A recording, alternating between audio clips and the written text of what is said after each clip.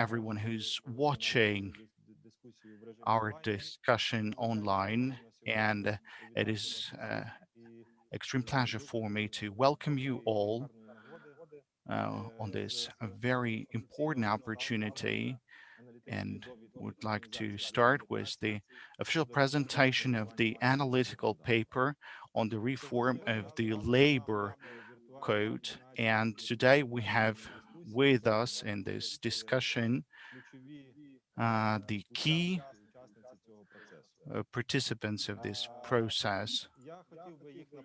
And I'd like to represent and introduce all of that later on, but in the very beginning, I'd like to pose my very first question straight away.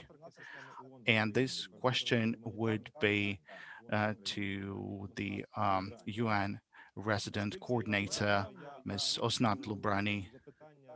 And this is going to be the question for most of the people who are watching us. Why the UN system is publishing the analytical document on the labor code, and what is the relations of the UN to that very document? And I'd like to pass the floor to Ms. Osnat Lubrani for her to provide the answer to this question, as well as to introduce her comments. Please, the Thank floor you, is yours. thank you. Thank you, Sergey, and good morning to everyone. It's such a pleasure to welcome you today to this presentation of this UN policy paper on the labor code. So what is this paper? It's an analytical document that all of the UN agencies working in Ukraine put together. The aim is to capture a common UN position on labor legislation reform. Of course, ILO has a lead role in this, but then we present some policy recommendations that are based on the global best practices. All of you who are listening in today can access this paper on the UN in Ukraine official website. And our aim is to continue issue such policy papers on critical questions related to key reforms. Sometimes they are controversial. And this is part of an essential part of really sustainable development of Ukraine that has a significant impact in terms of addressing structural issues of poverty, inequality, and vulnerability in the country, and now particularly exacerbated by the significant impact of COVID-19. The UN has developed policy papers like this on other issues already, such as the census, land reform, and we're now working on others on universal health coverage, migration, and social protection issues. But today we focus on the long discussed reforms in Ukraine, and I want to say a few words about that. So let me start by saying that labor legislation can make a good labor legislation can make a vital contribution to economic development. It addresses adverse impacts on people, the environment, and society, and also promotes the well-being of society as a whole. Now, in this unprecedented pandemic, the labor reform is becoming more of an urgent priority. Preserving employment should be a priority in the current pandemic. So many people have either lost their jobs or at risk of losing their jobs.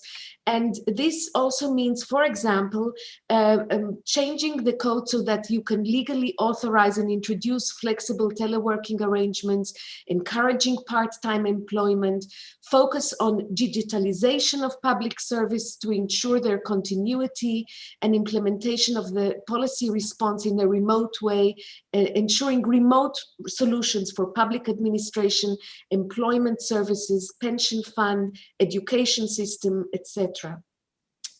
A good, fair, balanced labor code is also a powerful driver for many of the sustainable development goals. And it helps reduce poverty and provides a safe, secure working environment for all men and women. It advances gender equality and economic opportunities for women in It reduces inequalities by preventing discrimination, promoting payment policies based on equality and fairness, and advancing income growth for those that are the least well off. And then it also, by doing that, promotes peaceful and inclusive societies, access to justice, and helps to build effective, accountable, and inclusive institutions. Now, there are ILO conventions and the EU Association Agreement as well that provide clear guidance how to do this and how this can be achieved.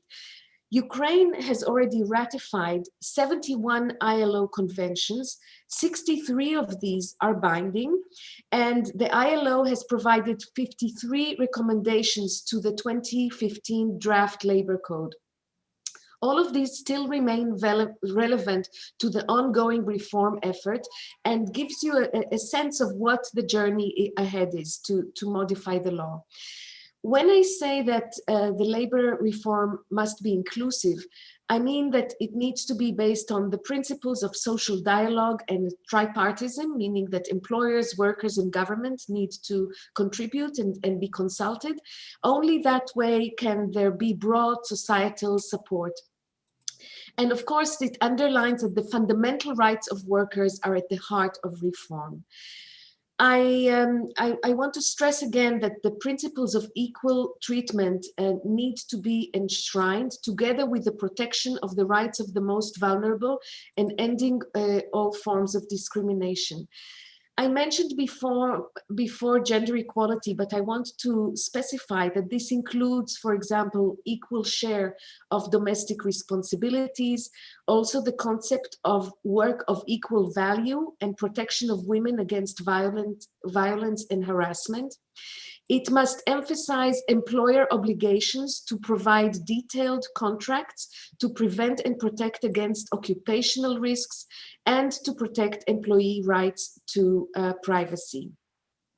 Let me close by noting that this year marks the 75th anniversary of the United Nations. And this is a year when we emphasize the value and the positive benefits of multilateralism. And here I want to say that we need to continue to respond to the immediate impact of the COVID-19 pandemic together, all countries, all oblasts, all parts of Ukrainian society, through a sense of unity and solidarity to build strong recovery and accelerate implementation of the sustainable development goals.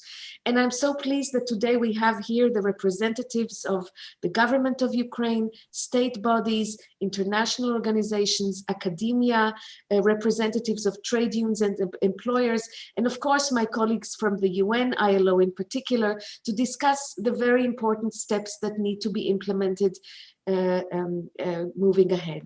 Thank you very much, and I hope we have a very fruitful discussion.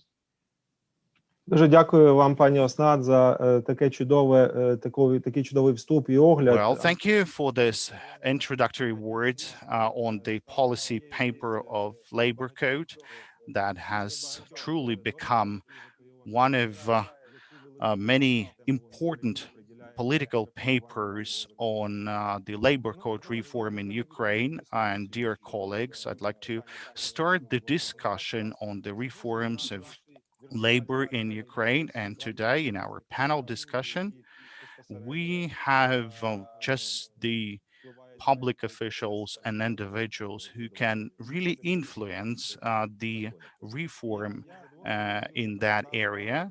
And I'd like to represent Yuri Kuzovey, who represents the Ministry of Economic Development, Trade and Agriculture of Ukraine, Mr. Mykola Babenko, head of the subcommittee on labor relations and employment of the Parliamentary Committee on Social Policy and Protection of Veterans' Rights, and Mr. Mykola Babenko is also the head of the working group on the development of the code. And then Mr. Serhiy Bilenki, deputy head of the Federation of Employers. Then Natalia Levitska, deputy head of the Confederation of Free Trade Unions of Ukraine. Mr. Alexander Shubin, deputy head of the Federation of Trade Unions. And my colleagues from the International Federation, Ms. Kristina Michas, the Senior Specialist on Labor Law, then Mr. Magnus Berger, the Senior Specialist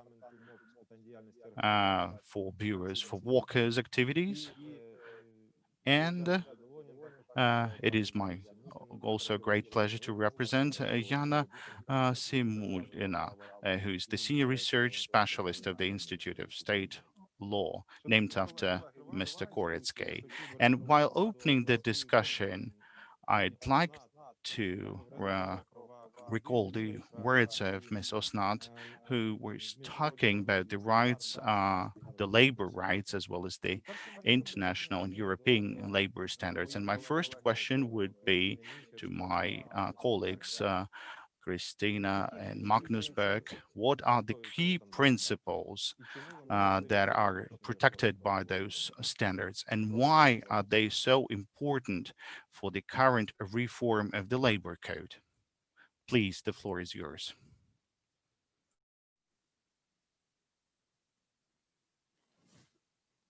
Пані Кристино, будь ласка. Miss Christina, could you please switch on the mic? Thank you, Sergey. Good morning, everyone. And thank you for inviting us to this, I think, very important discussion and a very timely one. Well, you have asked about the key principles embedded in the ILO conventions, in the end recommendations, and why they are important. I think they are, first of all, important because they represent the result of a tripartite consensus of the international community regarding the foundation, the very basis of what labor rights, fundamental principle, and labor rights should exist and should be guaranteed by any national legislation and practice. I suppose that are well known to the participants in this discussion, but still I would repeat the four fundamental principles which are the pillars of the ILO. And these are freedom of association and the effective recognition of the right to collective bargaining, non-discrimination in employment and occupation, prohibition of forced labor and of child labor, and of course, tripartite social dialogue. They have been, as I said, the foundation of universal let's say, understanding that this is what we need to guarantee in order to ensure fair and decent working conditions for all workers, irrespective of the employment status. And also they are needed to strike the balance between the workers' needs relating to decent work and security of employment and the enterprises' interest for competitiveness and productivity. Дякую, Кристина. Можливо, Магнус хотів би додати. Thank you, Christina. Maybe Magnus would like to add some words, please. Thank you very much, Sergey. I think Christina mentioned the most important rights that are enshrined in the conventions and how it's governed by the core conventions. These are central rights, and these are rights that will enable a country to move forward on the full spectrum of labor law, because these rights govern also the fundamentals of social dialogue, which is so important. So that is key. And I also want to draw quickly your attention to something that was mentioned in the opening, which is that these rights are also directly linked to gender equality. And I think we must always have that at the center of the debate. And if I may, Sergey, very, very quickly, I think I also just want to mention one issue is why are these rights so important? What is the difference when these rights are enshrined in the law and the law protects these rights?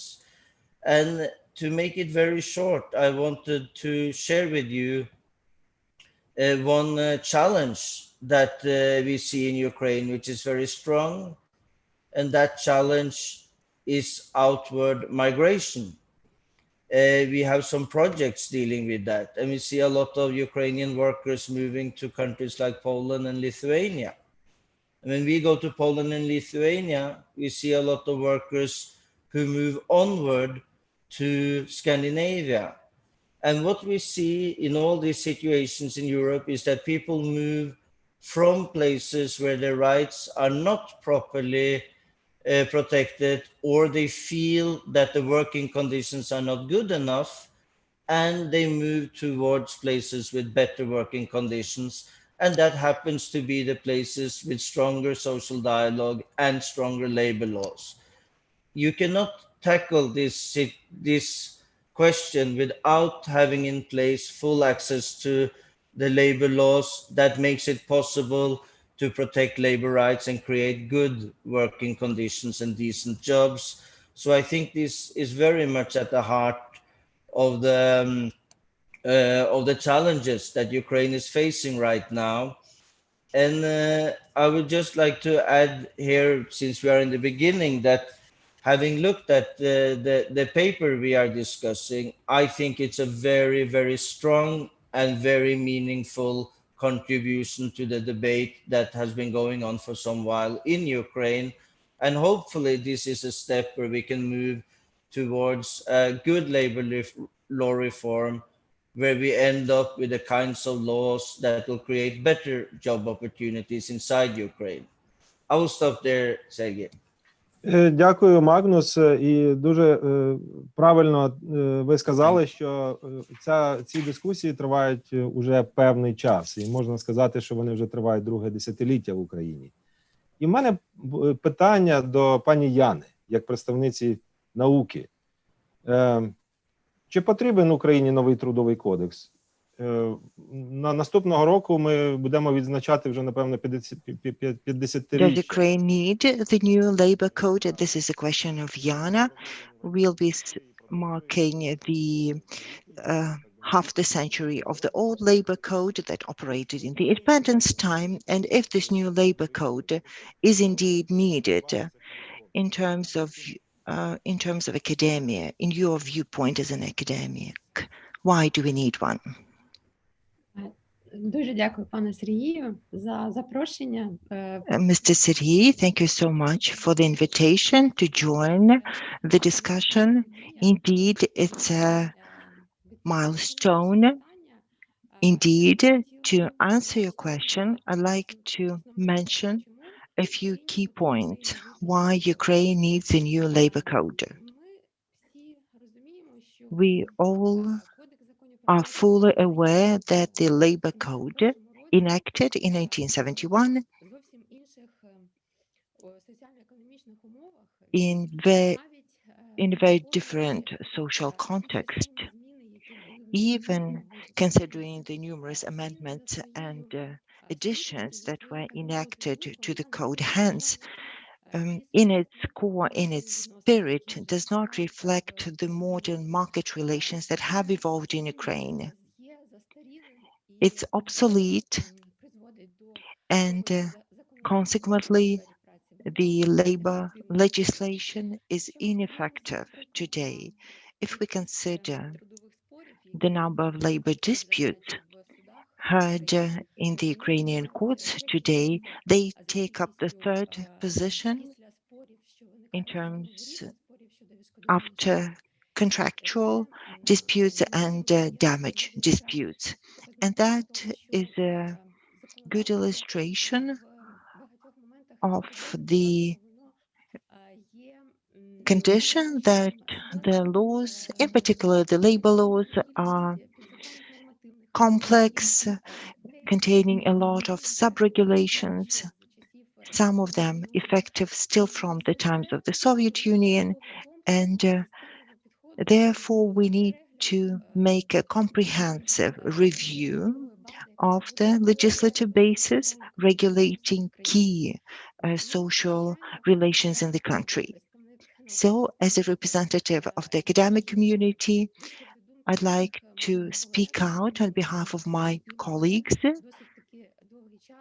We have long argued and advocated the need to make a comprehensive reform of the labor law. And this reform should be systemic and comprehensive and should be made through recodification, that is, enactment of the new labor code as a codified legal act. Thank you. Thank you, Ms. Yana. Thank you for your intervention. There are a lot of reservations about the reform of the labor laws, and some of them have already been voiced here today. There is some voice in favor of modernizing the labor law, making it more flexible and less restrictive. But there are some reservations that the acquisitions, the achievements in the domain of human rights, the achievements of trade union in the last 50 years that are reflected in the current labor laws could be lost. So my question is to the representative of the Ministry of Economy who have initiated the law on labor in late 2018. What was the concept for reforming the labor law? What does underpin this reform? Mr. Yuri, would you like to take this question? Thank you, Mr. Serhiy. Happy to welcome all my colleagues and participants of the discussion. The draft of the new labor law was developed in a different context than the current context. The objectives set out before this legal act have not considered the new challenges to do with the coronavirus pandemic, and the key and the core concept that was presented to Parliament at a later stage was to create a labor code that would be attractive for investments. That was the key message, that was the key ideology that underpinned the development of the new labor code, the new labor law. And this idea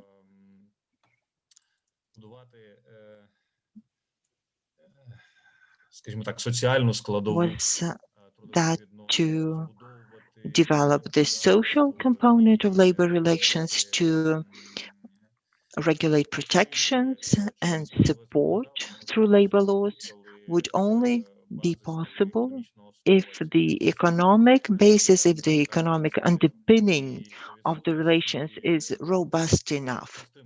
And to put it in simple words, if there are no jobs, nothing else really matters. And there's no sense to speak about decent pay, decent working conditions, equality in gender, if the jobs are not there in place. So the key idea was to create prerequisites, or rather simplify prerequisites for the employers, for them to want to create transparent, legal, open jobs through liberal, accessible labor legislation. Clearly, the labor code will not solve all the problems of economic operation of the employers, but still it's an important component. And this is precisely the reason why this ideology was laid as the basis of the recommendations presented to Parliament. Along with other changes and reforms, we hoped these proposals would serve as an impetus for economic development, for creation of jobs, and let me also repeat, of the transparent, open legal jobs that would create the foundation for the evolution of the labor legislation and serve as a platform for the social dialogue in protecting the labor rights. And clearly, apart from the objective of liberalization, we also had the objective of honoring and respecting international commitments undertaken by Ukraine as it's bound to comply with international treaties and agreements.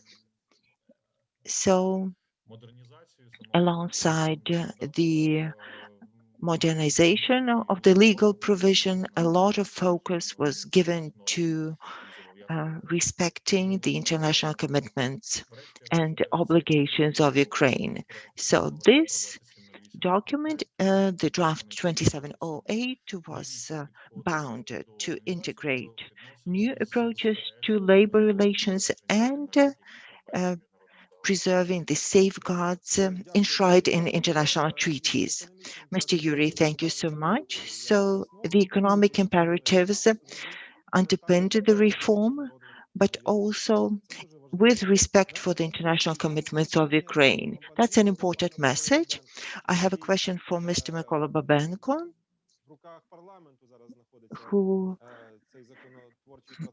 who can perhaps tell us about the lawmaking process. Now this draft is developed by the Social Committee and by the working group that you are leading. And this idea mentioned by Yuri Kozovoy is now in discussion of the reform of the labor law. Mr. Mykola, would you please comment on this? I'd like to make a correction. Currently, formally, the committee does not have this draft. The government has undergone change, and accordingly, the draft has automatically been revocated.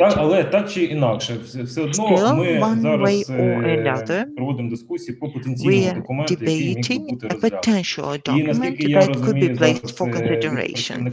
And as far as I know from a government representative, we heard that the approaches are not going to change, and I presume that in near future we will see in Parliament and in the committee a new or new older draft of the code.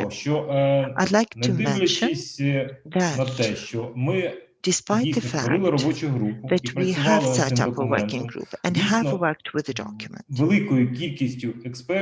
a lot of experts had seen this draft as too liberal for the employers.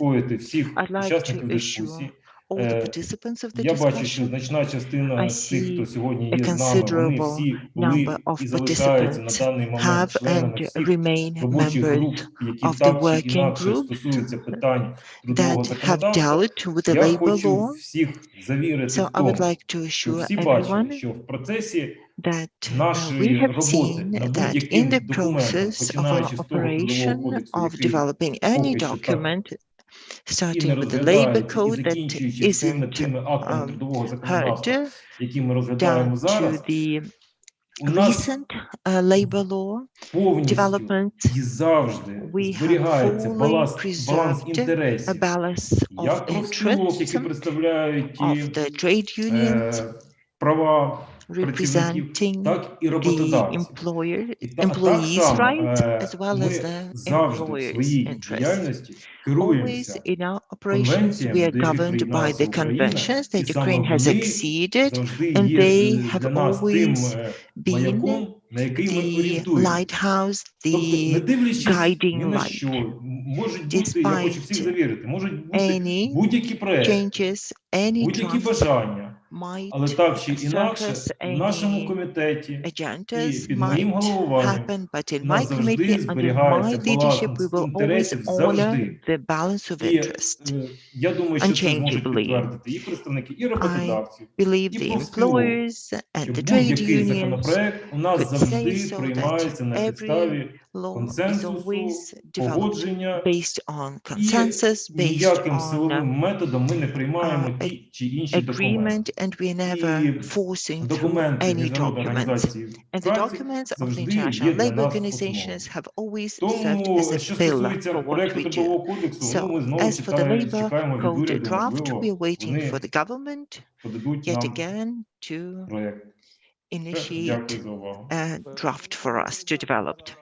Mr. McCullough, thank you for your comment. Indeed, the draft 2708 submitted in 2019 has been revocated, but the working group hasn't been disbanded. It's still in place. It has discontinued its operation because of the coronavirus, and this is an important signal for me. Indeed, the working group did a pretty good job. The working group helped change the structure of the law that was called a law and not a code. We came to the conclusion that it had to be a codified legal act with a corresponding structure of the code. So the working group hasn't been disbanded, and we have to be aware that двигуном цього процесу має виступати уряд, який представляє більшість парламентську. lawmaking should be the government, which represents the parliamentary majority, and as a committee itself, we cannot initiate this comprehensive and challenging law. We are waiting for the government to give us a signal. We are all waiting for a signal from the government. You mentioned the key words, the balance of interest. You're trying to strike a balance of interest in your working group, and that is a major challenge. I have a question to the representatives of the trade unions, those representing the employees. We know that the reform should be based on the international labor standards, and this is the foundation for the work committee to reform the labor legislation. So when we are talking about the labor rights of the employees, there's no subject for discussion. That's the starting point for all of us. But as for the interests, some of them can coincide with employers' interests, some won't. So my question is to the trade union representatives. What are your red lines that you have drawn when you negotiate with the employers about the standards of the labor legislation? What are the red lines? Could you perhaps mention them? I'd like to give the floor to Ms. Natalia and Mr. Alexander. Please join the discussion. And before they begin, while they adjust their microphones, I'd like to remind our viewers that you can pose your questions in the chat, and they can be general questions or questions addressed to a particular panelist of the discussion, and we'll have a Q&A session based on the questions we receive from you, and we'll pose the questions to the panelists. Mr. Alexander, Ms. Natalia, please join the discussion. Good day. Good day, esteemed Sergei Petrovich, esteemed participants of the discussion. Thank you for inviting us to this key event being held today to begin the discussion from the point of view of the employees of this crucial matter. I'd like to bring all of us back to the reality we are living in. We are now living in the conditions of lockdown where the jobs are being cancelled because of the lockdown measures. And as we have seen from the drafts initiated recently by the members of parliament, by the government, currently the problems of the over-regulated labor relations because of labor code are not on the agenda any longer. The matter is to adjust the labor code to ensure protection for the hired employees, to prevent mass redundancies. The employers are forced to ask government for support and assistance, and this support helps them abide by the labor laws without making some drastic job cuts. So this COVID story has brought us closer. What are the red lines? The red lines that we abide by are the provisions of the international conventions. We have always persisted and insisted that the labor laws enacted, be that a brand new code or amendments to the current laws, could not violate the two pillars, the ratified conventions for Ukraine and directives of the EU that we have promised to abide by under the EU Association Agreement.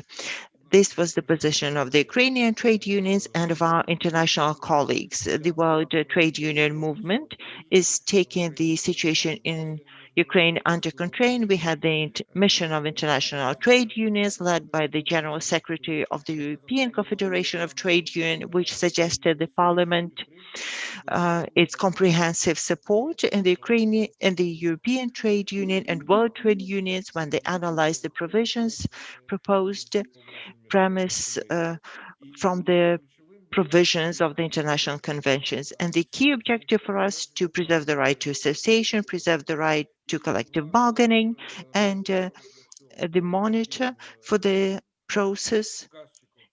And the indicator would be of how it happened in the future is a process of the work being done to develop the code. And before the establishment of the working group in the Verkhovna Rada, we were in a kind of sort of despair because the work on the labor code on the new edition it's been done for a decade, but that was never the case that the document was supported and proposed by one side with no consultations, with no negotiations, without any coordination in between of the government, because the government truly is responsible for building a social dialogue, and it's key to really to ensure amendments to the labor code. And for us,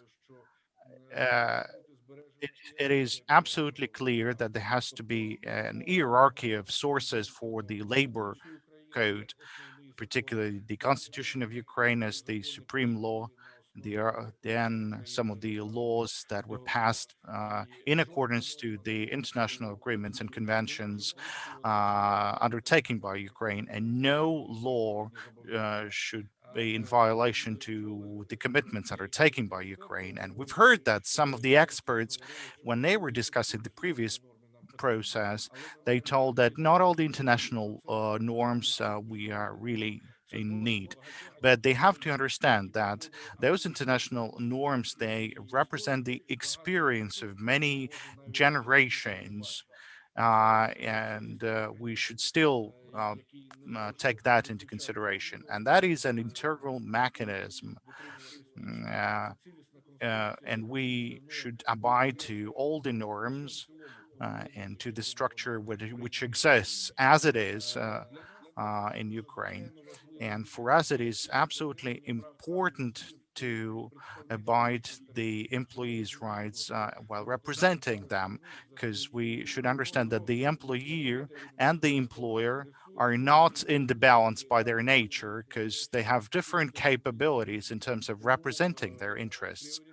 And that is why the priority in representing the interests by the trade unions and the associations of the trade unions, the priority was always a red line for us. So it's absolutely important for us to have a collective agreement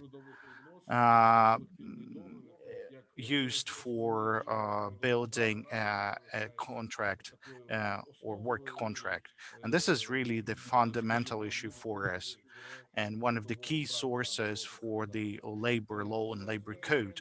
And this is absolutely a briefly overline, because in the process of our work, we have faced with not only the project 2708, but the other projects as well that were introduced by the parliamentarians separately from that document, and they were related to the resolution of any contract arguments and the right to work or the rights of employees, and we had made some significant reservations with regards to that. And that is why we support the idea of developing a labor code as a codified structural document, which would encompass all the documents that are currently used to regulate the labor relations, and is the basis for their regulation, in fact, because when the academia are saying that indeed our labor code is already celebrating 30th anniversary, but should we take a look at the international practice? There is a lot of documents like that. I mean, our colleagues from Poland, they also have a document. It was reformed really, but it dates back to those 1970s. And from our point, of course, this present document, it requires significant changes and revisions. And last week, we have conducted a conference on regulating the labor relations, and we understood that we have so many issues to think about and to talk about. We need to design common approaches to the regulation of economic platforms, remote employment, and it requires a significant creative work, so to say.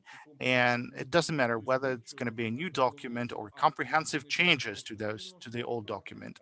What is most important is that it is supported by all sides, and that the list of experts and the panelists would be most inclusive, while maintaining the trilateral balance of interests, because it not only allows to take into account all the interests, but to balance those interests as well. And it's important for us not to violate any single convention or the EU directive that we're supposed to fulfill, because I'd like to underline that this is the international experience of regulating these sort of negotiations, so to say. Well, thank you, Alexander. I'd like very briefly, but very importantly, really, Ms. Natalia, could you complement a few ideas on that? Thank you for inviting to participate in this event. And indeed, the issue of reform is absolutely important. And speaking of the red lines for trade union, it's important, but I'd still like to complement a few words. Well, the academia tells that the labor code is old, and we're about to celebrate its 30th anniversary. Not the 30s, but the 50 years of anniversary of this labor code. But I would like to say that should we take a look at the leftover of that code, well, nothing remained really. All these provisions of the code that were properly changed and amended with account to the economic conditions. So I wouldn't say that it's kind of obsolete. I'm sorry, I'd like to increase my sound, the volume of the sound. Okay, I will tell like I will be talking like this. So, and the other thing that I wanted to mention that COVID has introduced significant changes into the environment, and that all the legislation we're about to develop, they should take into consideration the interests of the employees and the employers.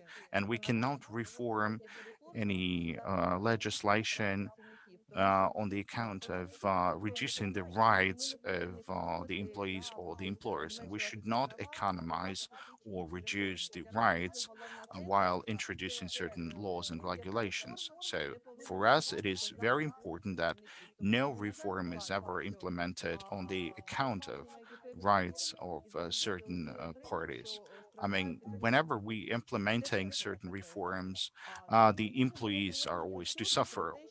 It was great to hear that the representatives of the government and the representatives of the committee are underlining that the ILO conventions are the foundation for them and that any legislation would be compliant to those norms. But unfortunately, as we can see that while developing certain legislative initiatives, and some of them are already in the committee or in the parliament, a lot of the draft laws, they are in violation of the international laws and regulations, including the ILO convention. So it's important that we not only speak about our readiness to comply, but to demonstrate that in practice that we are ready to negotiate all the issues that we are ready to, and we implement all the international standards. And Ukraine has approved many ILO conventions, and it's good that we want to have our legislation in compliance with international standards. Although in practice, uh, some of the international labor norms of ILO, they are currently in violation. So we need to make sure that while ratifying and implementing the ILO convention, we would do everything possible to have those norms not only ratified, but truly implemented in practice, and there would be no violations of the convention on practice.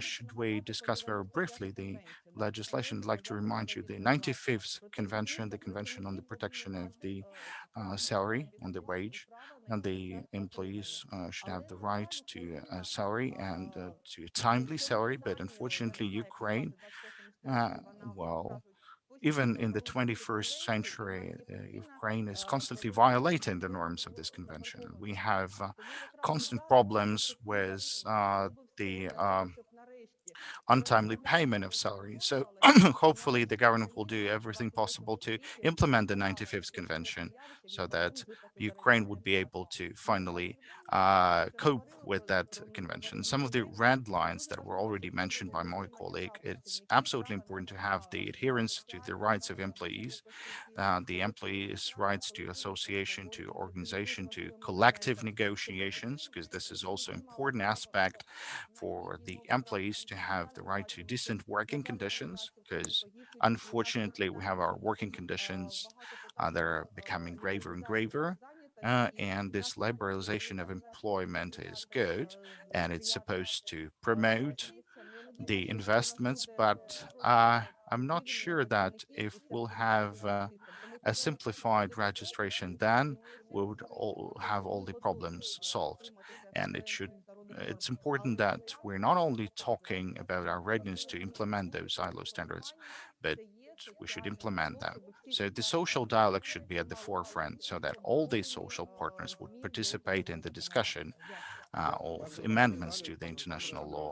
Можна питання? Mr. Alexander, uh, you told a lot of very important aspects. I've got a question to other panelists, but in the same time, Mikola, you Да, в have the мене, в floor, мене but I питання. want Ви to give сказали the floor to про, others про as те, well. що дуже You багато у нас said порушень that we міжнародних have a lot of конвенцій. Хотів би violations почути of від вас international конкретно, convention. можливо, ми не Could знаємо, you я be собі more запишу. Що specific стосується about питання this? And I заробітних will плат, це write не them питання down. Speaking законодавства, about це the питання wage and the право salary, this is застосування. not Це about the і інші речі legislation. This трошки. is about the Можна конкретні приклади? implementation and the use of this legislation. Well, thank you for the question.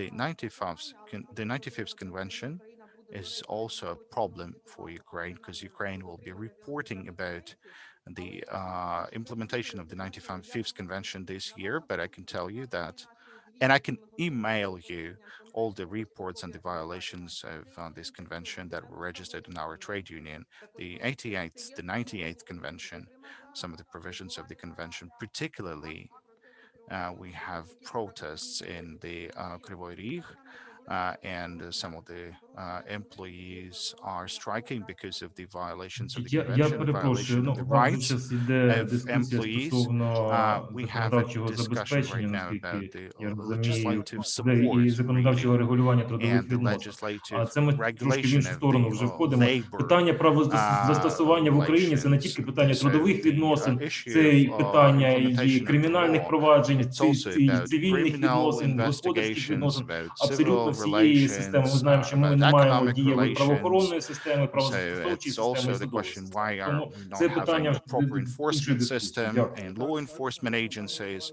working?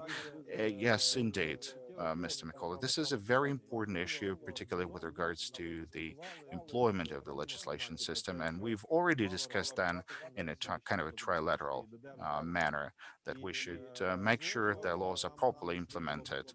So we should try and consider the mechanisms for ensuring the employment and the use of the labor legislation in a proper manner while using the parliamentary mechanism of oversight so that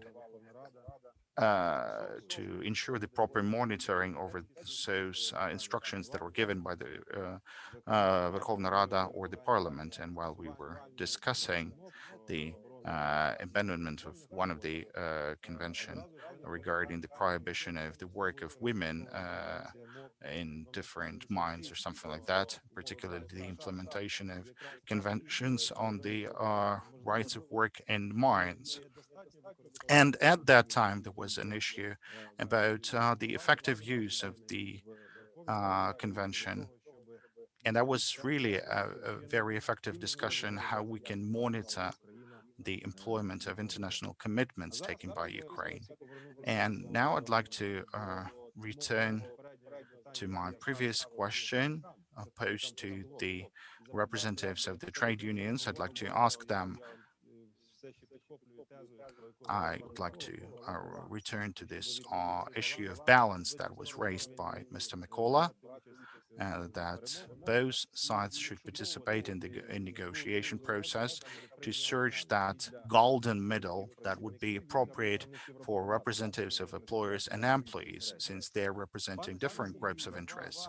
So, Mr. Sergey, as the representative of employers organization, which is the largest employers organization, which is directly involved in the work on the new labor code. So what are the red lines for the employers in these negotiations, please? Well, good afternoon. Let me first of all express the words of gratitude to the UN and to other international organizations for welcoming me to participate in this event. Speaking on the reforms of the labor legislation, I'd like to tell you that the employers was not the one who initiated the draft legislative provisions that are currently in the process of discussion and among the society. So we join the words of Alexander Shubin. We definitely pay highest respect to all the conventions and international commitments that are currently approved by the Ukraine, including the EU directives. So while developing our position, we definitely abide by the provisions of those documents. We understand that there is no other path, that Ukraine should fulfill its international commitments, and no matter any attempts to somehow abide or violate any issues, we still need to make sure that those provisions are properly implemented. Speaking on the challenges, I'd like to say that I'd like to approach to that from a different perspective.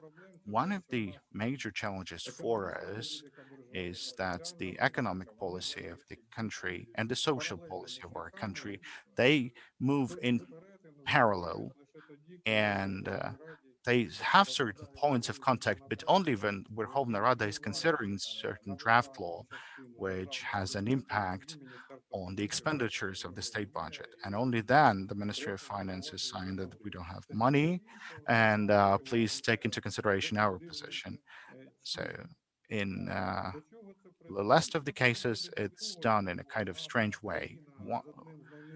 So we have a country with one of the lowest GDP per capita in the world, and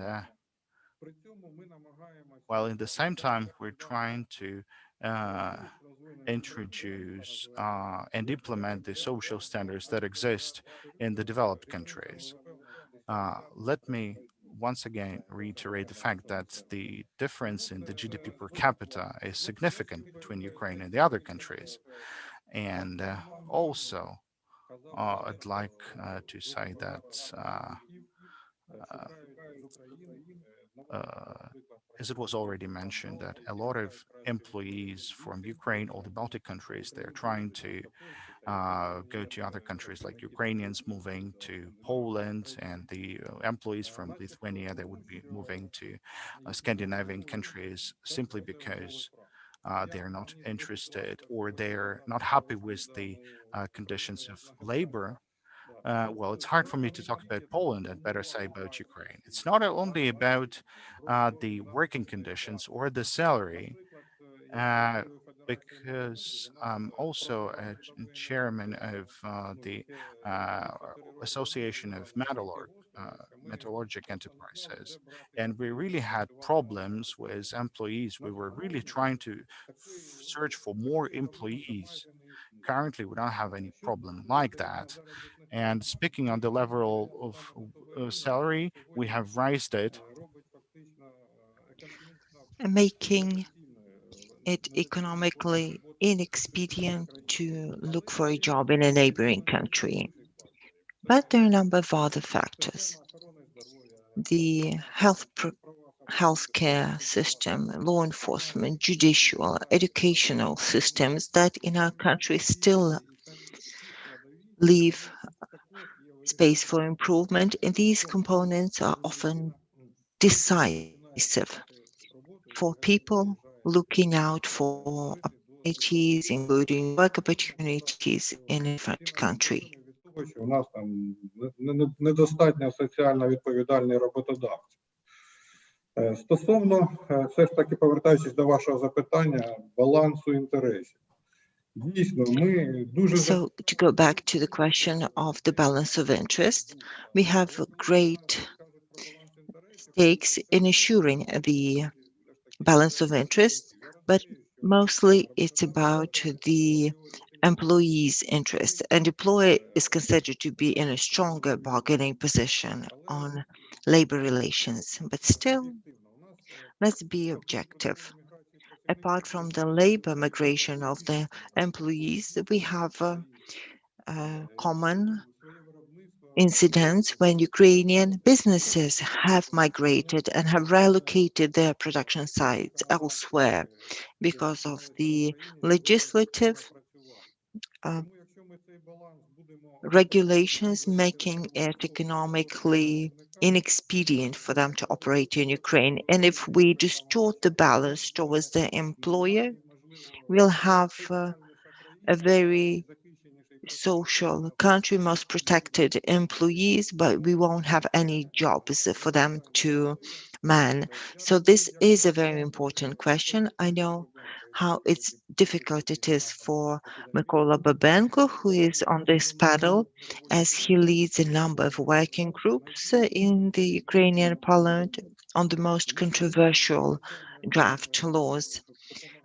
We promised to assist him so that he could help find a compromise decision, but they will not be easy. And I will just say a couple of words in addition. I know I've taken much time as for the COVID-19 pandemic and the response of the government and the Parliament. I'd like to thank the representative of the Sluha Naroda fraction who registered the draft 4055 on remote working. It's very relevant as it regulates the employment of workers in contingencies such as pandemic COVID-19 definitely is. The key problem is that if you work under the current law, the Code of Labor Laws, the law on the protection of labor, we cannot allow the workers to work remotely. Remote and working from home is understood synonymously, but we have a fixed working day that's working from home, and there is work that can be performed from any workplace at the discretion of the employees. That's for economists, for the accountants, marketing experts, some creative professions, and the conditions for the occupational safety and accountability of an employer have to be differently for the workplaces that he has no influence on. I'd like to urge the International Labour Organization to consider this draft carefully. I don't think it can impinge on the international commitments of Ukraine and issue its statement, hopefully to support the draft law so that it could be enacted. And the last point I would like to make pertaining the balance of interest. Today, in the policy note drafted by UN, a lot of mention is made of the labor inspection operating in Ukraine. It maybe the international experts don't have the full understanding, but the employers are controlled by the labor inspection, by the local self-governance agencies and trade unions, and this is regulated by law. There's no country of the world that would have such triple control in place. So hopefully we could hear the position of the International Labour Organization on this matter. We are advocating one powerful controlling agency. We know that the control is important, and if a labor inspectorate worldwide has a broad discretion, we believe that should be sufficient in Ukraine too. Thank you for your attention. Thank you, Serhiy.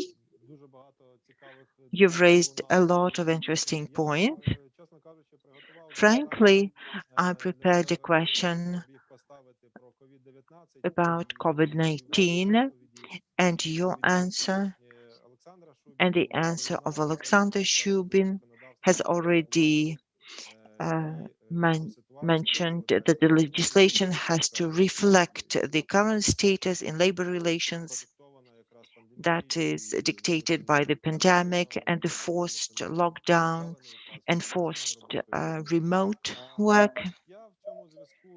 In this respect, your question about the number of controlling agencies that should supervise the employer will go beyond the boundaries of this 1.5-hour discussion, as we have allocated just that time for this discussion. We will raise this issue in our expert circle, as it's a very complex and comprehensive question, and we need to negotiate and try to strike a balance. I have a question to this effect. We heard some reservations and urges to reform. I have a question to Kristina Michesh. Still, this reform, how should we consider it? As a threat or as an opportunity? I know that there are several countries from the Eastern Central European region that have recently, as Ukraine belonged to the socialist camp, have taken the course of reforms And this has not been an easy course of reforms, and they have experienced major challenges in the transitional times. Still, is it an opportunity or a threat? If Ms. Christina could perhaps recap and give her viewpoint based on the international experience in the region. The floor is yours. Thank you, Sergey, for the opportunity to share some of the experience we've seen in the region. Generally, a labor law reform is a political action aiming to achieve certain policy goals of the government and the social partners in the labor market. For instance, to increase flexibility of labor market regulations in order to stimulate job creation, to adapt them to the new forms of organization of work, so they address technological innovations, developments, or workforce aging challenges, to uphold, extend, protect, guarantee labor and social rights, including non-standard workers, to address equality, equity, discrimination issues, to curb informality, to leave more space for collective bargaining. These are usually on the, let's say, justification of these labor law reforms. But what we've seen is that if not well designed, there is a high risk of such initiative, legal and policy initiative, to lead to a degree of imbalance between the employment policy objective of increasing flexibility in the labor market, for instance, and the general public policy goal to secure inclusive access to decent work, yeah, for all workers. So whereas there is a common wisdom, if I may say so, that no job can survive without being economically sustainable, what we often see is, for instance, a relaxation of firing regulations without adequate accompanying measures for actively supporting the dismissed worker to make a smooth transition from the status of unemployed to that of re-employed. So if you wish, a wrong translation of the famous concept of flex security. Also, experience shows that in some cases, labor law reforms have not boosted job creation as expected. And one of the reasons why was the piecemeal approach, where legal changes of labor regulations have been undertaken as standalone policy measures. And they were not coordinated or synchronized with other necessary policies to tackle, for instance, corruption, informality, law enforcement, taxation, business regulations, vocational training reforms, administrative bureaucracy, to name just a few of them. And although the myth of, let's say, labor law being the silver bullet for all dysfunctionalities in the labor market has somehow faded, labor law reforms are still high on political agenda, on national and international agendas as policy instrument to correct, to fix some labor market shortcomings. To answer your question, in my view, any labor law reform is an opportunity. So I mentioned some challenges. Now I'm coming to the other side of this coin, is an opportunity to better reflect the dynamics, the current dynamics on the labor market. So labor law has its dynamics and its purpose, raison d'etre, is to reflect the dynamics of the labor on the labor market. To strike this balance we've talked a lot already between workers' needs, again, for employment, security, decent working conditions, and enterprises' interest to uphold productivity and competitiveness. Moreover, labor law reform is also an opportunity for the tripartite national actors to do a domestic reality check of the compliance with international obligations, also mentioned several times in the discussions, in terms of labor standards, and also an opportunity to correct or fill the legal gaps. And my last remark is that in order to maximize this opportunity, there are some conditions to be secured. First and utmost, an inclusive and participatory consultative process in which the law initiator, be it the government or parliament, engages in good faith with the representatives of those who are going to be affected by the given reforms. And experience again shows that the best way to ensure that labor reforms, or generally reforms in the labor market, are sustainable is through negotiating the best compromise through the main actors involved, affected by such reforms. In this respect, I would say that effectiveness of national tripartite social dialogue institutions and processes, their ability, capacity to ensure quality engagement of all those concerned in negotiating, problem solving, and forging compromise over labor, social, economic reforms is key. Дякую, Кристина. Дуже ємно і дуже потужний меседж. Thank you, Christina. You've given us a very strong and comprehensive message. And I have a question and a comment in response, because in Ukraine we have a labor code and a lot of special laws that are to be reviewed. And some of them are already at a stage of review by the Ukrainian parliament, waiting for the first hearing of the Ukrainian parliament. So I have the question that this Christina statement has provoked, and it's addressed to Mykola Bovenko and Yuri Kuzovoy. How have we synchronized? How have you harmonized the labor code with the special laws? And is there room for improvement? And how do you see the opportunity to show this comprehensive approach to reforming the labor law, for them not to be piecemeal and fragmentary, as Ms. Christina has mentioned? The floor is yours.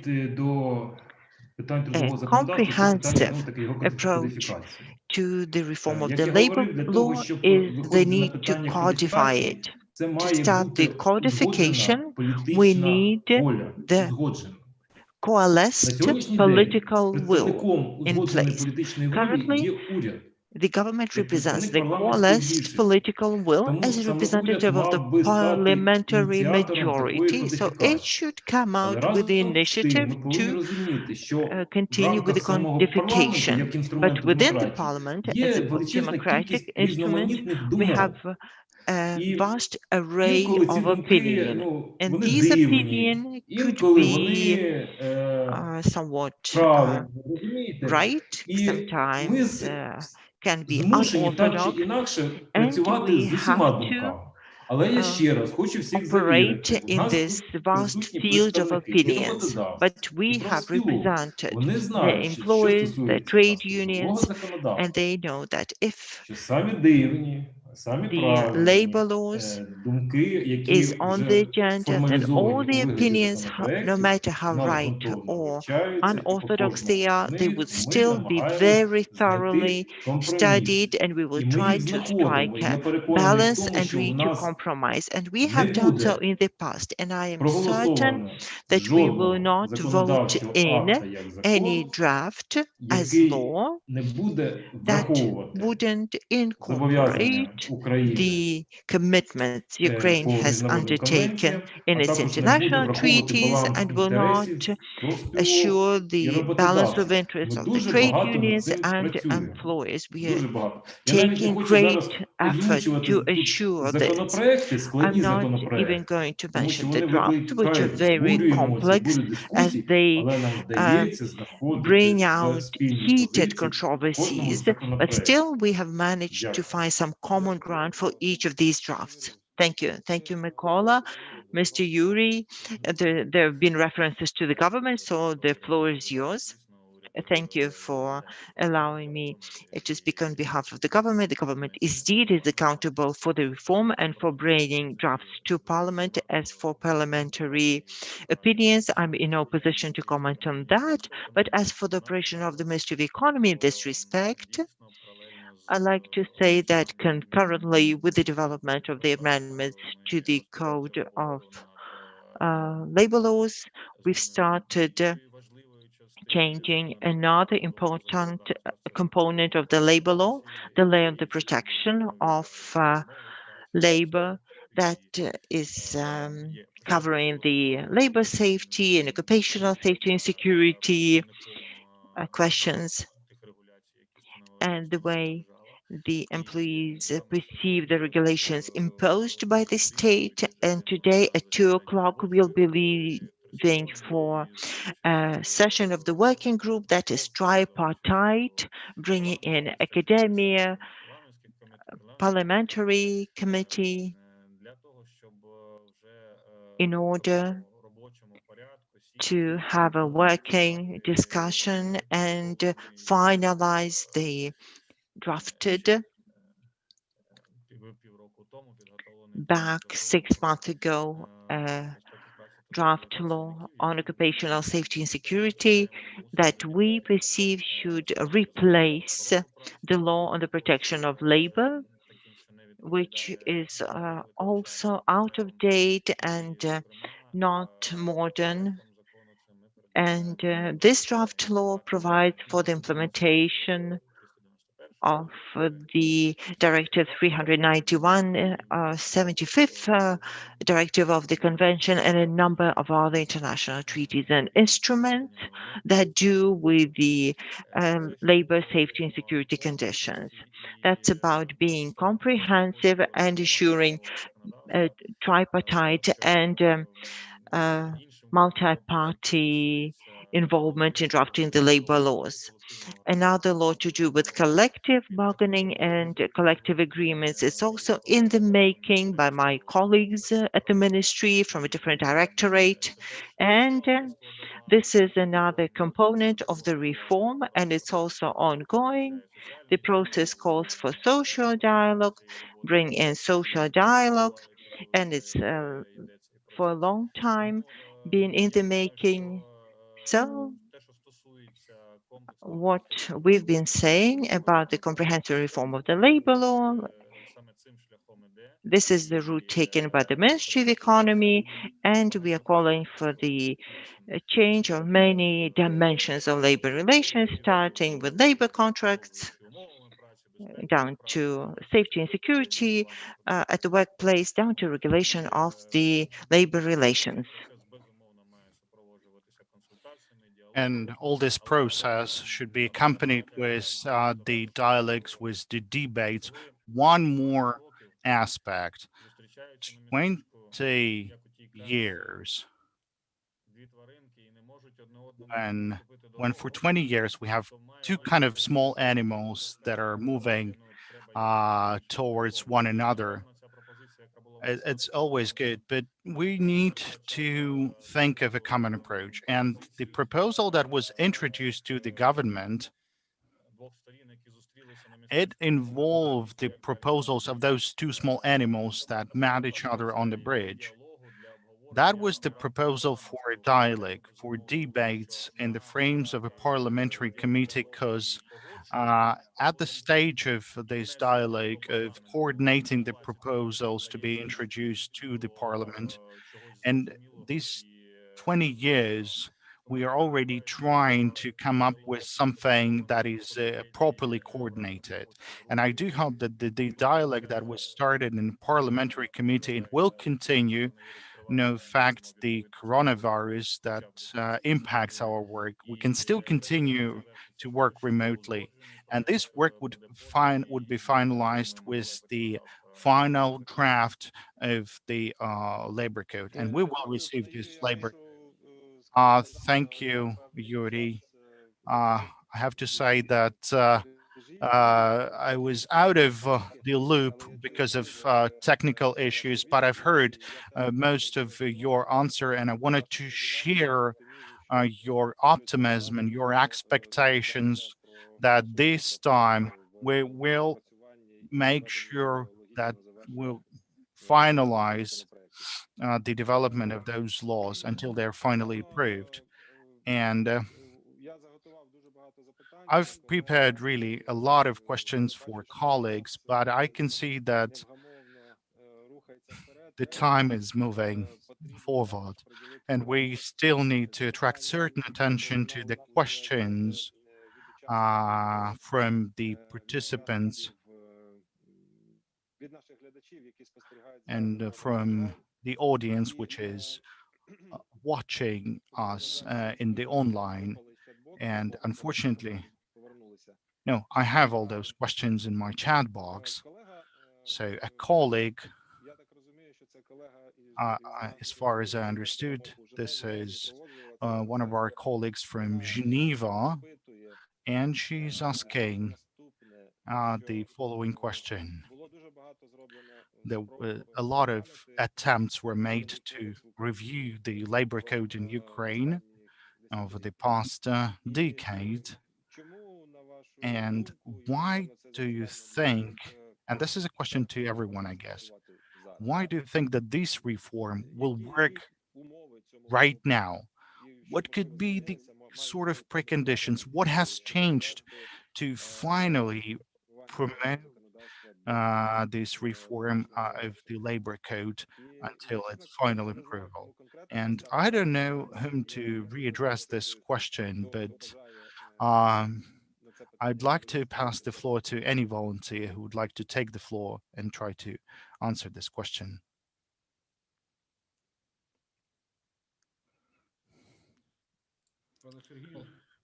Mr. Sergey, please. Mr. Sergey, the participants of the panel, I'd like to use a perfect allegory of Mr. Kuzavoy. Really, it's not always that we have a situation when we have a couple of animals on both sides of the bridge. And really, in the beginning, we had the document that was coordinated by the three parties. And unfortunately, the parliamentary majority failed to support this because it spent a few years in the parliament, really. And we had an example of a high quality work on the collective agreements. And that was the draft legislation that was also supported by the by the parties, and unfortunately it was not passed in the parliament. And the major problem, I believe, was the lack of political will that would finally allow the document to be passed in the parliament.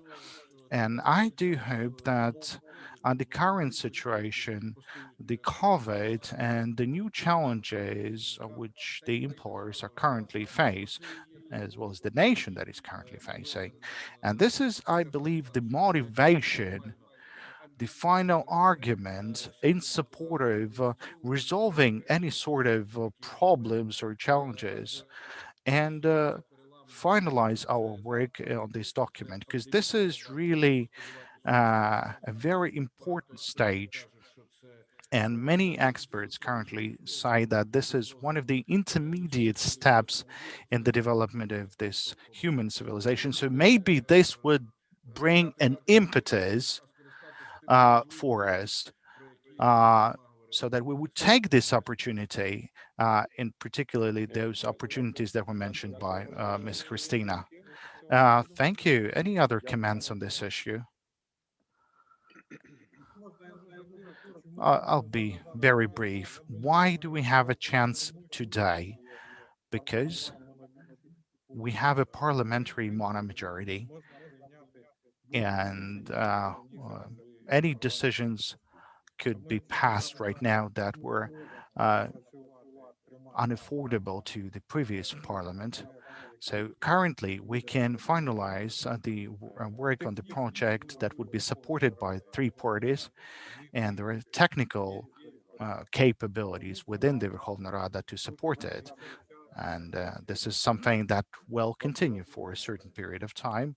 So the time has come for passing an important legislation. Thank you, Sergey. I'd like to pass to another question from an audience.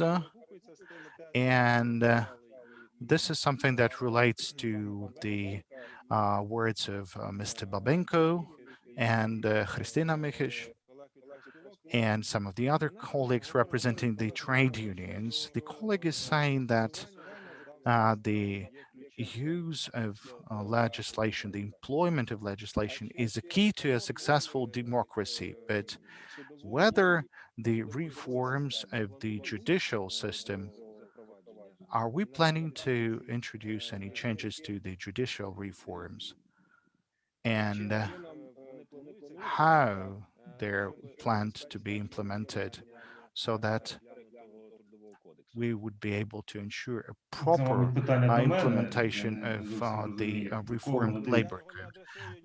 Well, I'm not addressing this question to anyone specific, so if any of the panelists would like to take this question and answer this, please. Дивіться, Well, на мою думку, I believe будь-яка реформа that any завжди reform має супроводжуватися should always можливістю be держави accompanied втілювати ті чи with інші законодавчі the акти реального capability of життя. the country to Що є implement такі можливості? those Це reforms, and ефективна where правоохоронна those система, capabilities come контролююча from. система This is і the судова effective law система. enforcement На жаль, на сьогоднішній agencies, день в the monitoring Україні system, ці and the judiciary базові system. речі відсутні. Unfortunately, Вони we don't відсутні have those настільки, що basic issues навіть in в Ukraine. сфері And захисту even in the життя sphere і of the здоров'я protection of особистості life and у нас health of сьогодні an є individuals, серйозні that проблеми. we do have some Тобто у significant нас держава challenges. на сьогоднішній день не I mean, виконує currently, свою the основну state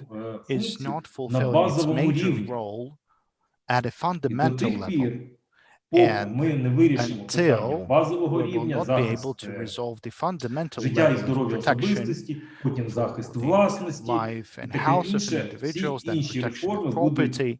Now, the rest of the здійснюватися саме так, як вони reforms зараз shall be здійснюються. implemented Ми just можемо the приймати way в they are парламенті, implemented провести right будь-які now. We can найкращі pass законодавчі ініціативи. any Ви знаєте, legislative що ми initiatives in приєдналися the parliament. 63 We've конвенції, joined які ми 63 ратифікували. conventions, really. We've Моторські ratified конвенції, да, 63 63 мені здається, conventions, називали UN 63. conventions, Ці the інші acting conventions. мають і пряму дію, вони ж And they імплементують have a наші direct українське законодавство, у нас kind of визначені effect. They are законами міжнародні implemented договори, що in the legislation of ратифіковані Ukraine, and угоди, вони according to the legislation of Ukraine, all в those системі джерел права, ratified вони мають conventions, навіть силу вищу, ніж they have акти a національного greater законодавства. Але effect тим не менш, в than зв'язку з some тим, of що the normative правозастосовча система acts не and things like функціонує, that. But ми мало since починаємо. we do have certain Тому, challenges але with це не regards знімає з to повістки дня все enforcement, одно питання того, що then ми все одно it's truly becomes a маємо challenge. працювати At the same time, we і have принаймні to на майбутнє continue напрацьовувати вже with our work готові рішення, в тому and числі в сфері to come up трудового with the законодавства. ready-made solutions, including in the sphere of the labor code. Thank you, Mr. Mikola. Indeed, the problem is complex and it requires a comprehensive and complex approach. And solely the reform of the labor code is only a part or an element of the solution to the problem. And dear colleagues, we have received a lot of questions from our online audience, and I'd like to take 2 or 3 questions because we're already out of time already. And we have very good discussions and debates, and we receive a lot of questions from the audience, which truly supports that. And a question to Yuri Kuzavoy: is there any changes to the approaches of reforms? Is there an understanding of the need that we have a complex change of legislation? Mr. Yuri, could you be brief, but try to provide a complex answer to that? Well, for us, as those people who are entrusted to come up with the amendments to the legislation, it doesn't important for us what sort of structure or name of the document should be developing. For us, it is important to have a proper content and the ideology that would be the foundation for this document. So, speaking of this function and this draft law on labor, the idea was to codify and regulate the labor conditions within one document, just the same as to encompass the law on salary and many other aspects. So the idea to gather but to all regulations in one law and to simplify that, it still remains, and we are working continue. Okay, thank you. That was a really precise answer. And I'd like to cite one question, and I wanted to ask this question really. The gender equality is fundamental. Although the women on the labor market are suffering because of discrimination and stereotypes, how the gender equality, how the issue of the gender equality will be reflected in the new or revised labor code. And I don't know whom to address this question, but I'd like maybe someone would Я like to думаю, що answer вони that. будуть Well, відображатися у I повній think that will відповідності be з міжнародними зобов'язаннями. reflected while taking into account the international commitments of Ukraine. Well, that's a great answer, because we do have a lot of commitments. But the government already asked the ILO to provide assistance with the ratification of another convention that was adopted last year, the Convention Against any harassment during the working place, the Convention 190. It's not yet ratified. Can we already say right now that in the frames of the working group or in the frames of debates outside of the working group, whether we'll be able Я to думаю, що also take into consideration навіть уряд вже these звернувся за convention? технічною допомогою, Well, то це if говорить the про те, що ми government has already asked for йдемо technical потужними assistance, that кроками до already ратифікації means цієї that конвенції. we are on our road to the final ratification of this convention. One small issue regarding the gender equality. I do hope that today we've heard that gender issues will be reflected while developing the legislation now. This will truly help women to have a proper salary equal to those salary of the men. And what is even more important, so that we would start speaking about this new convention number 190, hope really the government is already ready to work on the adoption of this convention, because it's really important, especially now when we have a lot of conditions of harassment during the working place. It could be physical, economic, or in any other form. So it's very good that those issues would be included into the agenda while developing a new legislation procedures. Thank you, Natalia, for this comment. Unfortunately, due to the lack of time, I forced to finalize the Q&A session, but I would really ask you to give one or two sentences, kind of to conclude your points and expectations regarding the issues we have discussed. I don't know whom to start with. We usually start with the government. So, Yuri, maybe one or two sentences, your message in conclusion of the debates that we were having. I'm glad that no matter the pandemics that we are having, it really created a sort of impetus for introducing the changes, some of the changes provided under our draft legislation. In the same time, no matter the impact, no matter the COVID, we will be able to reach certain agreements and conclusions regarding the necessity of changing the legislation and allowing the parties to properly negotiate, to properly support their own interests within the agreements, particularly through the assistance with the fair and transparent judicial system. Mr. Mikola Babenko, the floor is yours, please. Так, як да.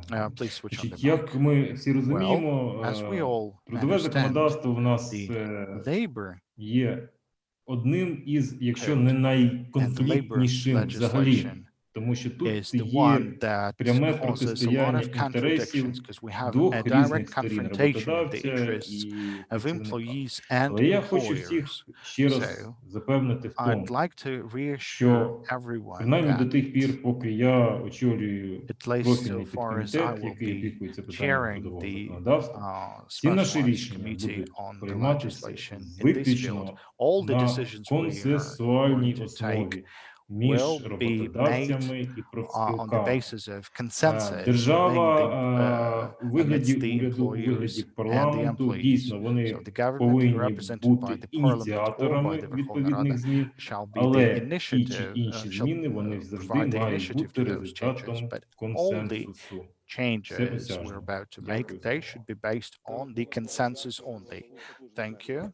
That was a powerful message. Mr. Sergey, please, the floor is yours.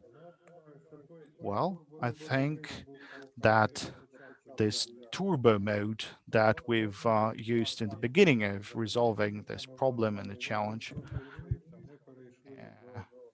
and it slowed down a bit, and we started the properly analyzed and comprehensive approach. We have reestablished the social dialogue, and I'm very optimistic about the possibility of searching for a proper balance that we all talk about, so that together we would be able to reform the legislation as well as the other spheres of our life. Thank you, Mr. Sergey. Ms. Natalia. Well, I wanted to mention that it's absolutely important to have the reforms not on the account of reducing the rights of the employees. I do hope that we will reestablish the social dialogue so that all the reforms to implement could be coordinated with all the parties, because the social dialogue is really the chance for changing Ukraine. But it has to be a true, real social dialogue that would work for the benefit of Ukraine and for the benefit of our employees, so that they would not try to emigrate, but to work in Ukraine. So true social dialogue, that's important. Alexander, well, I believe there is nothing new to say by saying that this process we're about to celebrate the 1-year anniversary already. The most important of the trilateral social dialogue, it has to be introduced. So it has to work for the benefit of all the members to a social dialogue. The only way how we can create this dialogue is by consensus. So we've spent already a lot of time for discussions. Now we have to sit at the table and search for compromises that were mentioned by Mykola Babenko and come up to a final document. If we would take this approach in the beginning, that we would already be finalizing this document, and we would be already reading the recommendations of ILO that would be provided upon the end of the document. So the path that was supposed to be a longer path, it in fact would be a kind of more effective, so to say. Ms. Yana, please, dear colleagues, to panelists, audience, and by answering the question that we had, why there is a hope that the reform of the labor code would finalize successfully, I'd like to say that we have to do that because the delay with the reforms of the labor code, it will result in a situation that a large share of our relations are currently based on civil agreements, although they should be based on labor contracts. And indeed, we do have a question raised regarding the fact how we can return the representatives of IT sphere into relationship, which are mostly working as the physical entrepreneurs and freelancers, how we can bring them back to contractual relationship, although the new labor code could really be used to finally restore those relationship under the regulation of the current legislation. So I do hope that all those processes regarding the reform of the labor code would finalize successfully. And thank you for your points. It was a pleasure for me to participate in this debate. And I really hope that this would be a fruitful debate, really. Okay, thank you. So your topic, there is a hope, will reimburse that. Christina, please, Mr. Michis. Yeah, thank you, Sergey. Just a couple of words. Thank you very much for this very interesting and constructive discussion I think we have had today. I'm glad to notice that there is a consensus that besides the substance, the process also matters. The quality, the good faith, the goodwill, political will of all parties.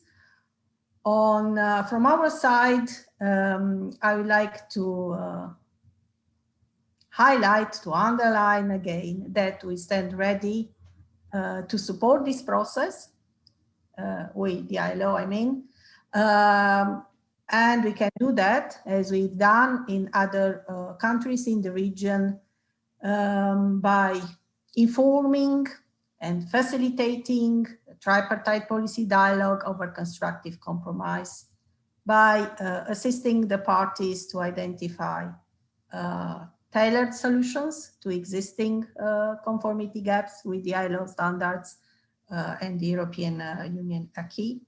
So to facilitate, in a word, tripartite agreement over controversial subject matters. So to walk the talk, I would say.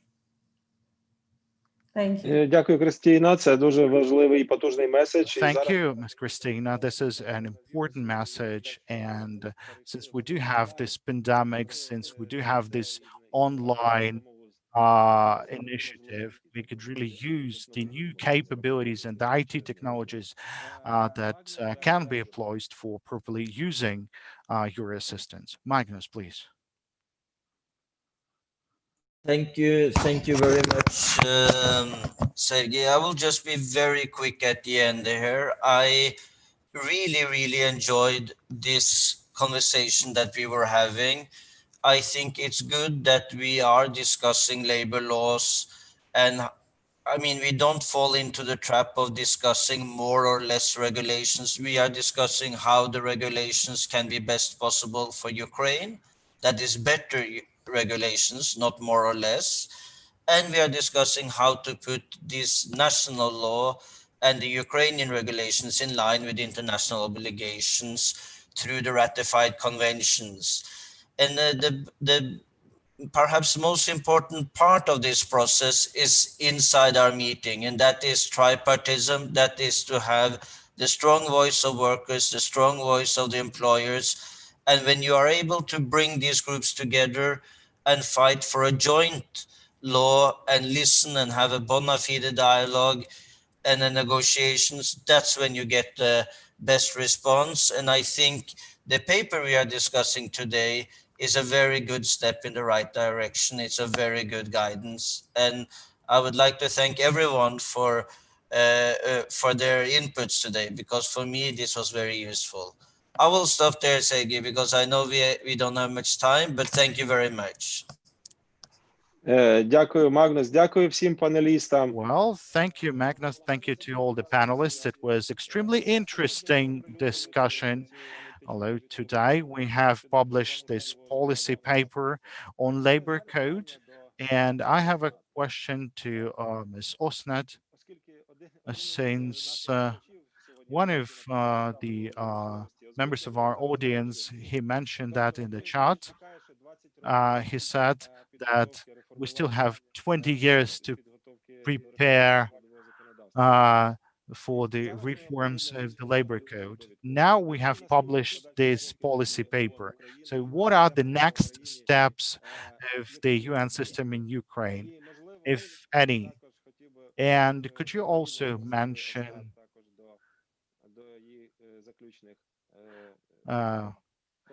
that, and could you also provide your final comments on the debate, please? Thank you, Sergey, and thank you, everyone. I've learned so much. I think it was a very interesting and rich discussion, and I think that having this tripartite good exchange was already a step in the right direction.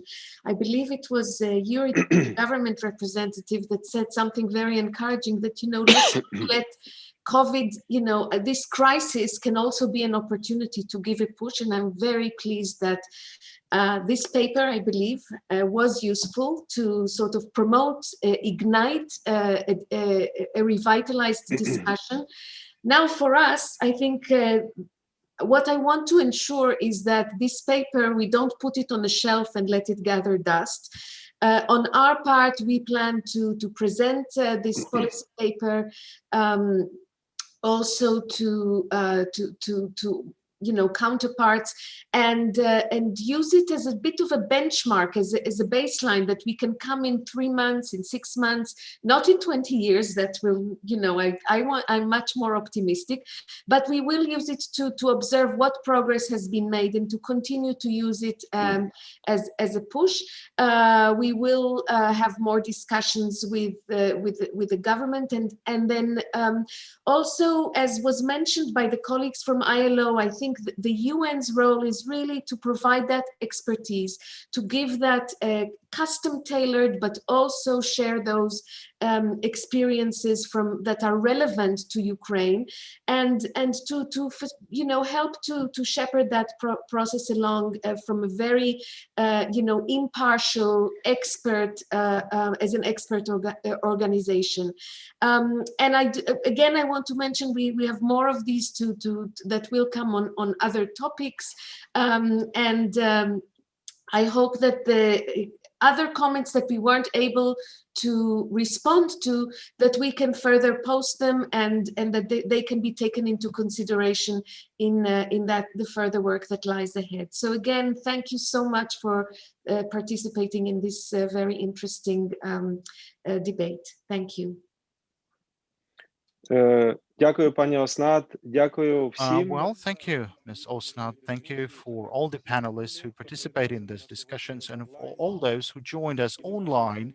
And we hope that we will have more news about this new forum as the opportunity to make the labor better, to make it more effective, to make it based on the international standards. And thank you everyone for your attention, and see you soon.